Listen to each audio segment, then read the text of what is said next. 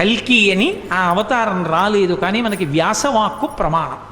వ్యాసుడు చెప్పాడు కాబట్టి అది ప్రమాణం. 10వ అవతారమైనటువంటి కల్కి అవతారము ఎప్పుడు వస్తుందో వ్యాస భగవానుడే చెప్పాడు. అసలు ఎక్కడ స్వాహాకారము వషట్కారము ఇవి రెండు వినపడవు. అంటే ఇక యజ్ఞము యాగము అనేటటువంటి క్రతువులు ఉండవు. గోవులు విశేషంగా వధింపబడి గోమాంసం తినడం లోకంలో ప్రారంభమైపోతుంది. వివాహ వ్యవస్థ నిలబడదు. తల్లిదండ్రుల్ని చూసే బిడ్డలుండరు. భర్తని గౌరవించే భార్య, భార్యని చూసే భర్త లోకంలో ఉండరు.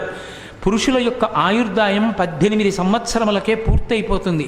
స్త్రీలు కేశపాశములను విరబోసుకొని తిరగడమే లోకంలో పెద్ద విశేషమైనటిదిగా అయిపోయి జట వేసుకునేటటువంటి సాంప్రదాయం విచ్ఛిన్నమైపోతుంది.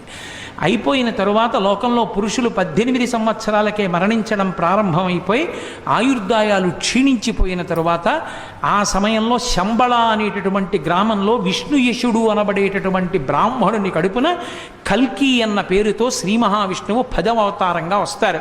అది ఎప్పుడు అంటే కలియుగం చిట్ట చివరిలో, కృతయుగానికి ప్రారంభానికి మధ్యలో ఆయన అవతరించారని గుర్తు ఏమిటంటే పాపులందరికీ భంగధర వ్యాధి వస్తుంది. అంటే ఆసనమునందు పుళ్ళు పుట్టి నెత్తురు కారిపోతుంది. కారిపోయి వాళ్ళంతట వాళ్ళే పురుగులు రాలిపోయినట్టు రాలిపోతారు. ఎక్కడ చూసినా వ్యాధులు ప్రబలుతాయి. పరమపుణ్యాత్ములైనటువంటి వాళ్ళు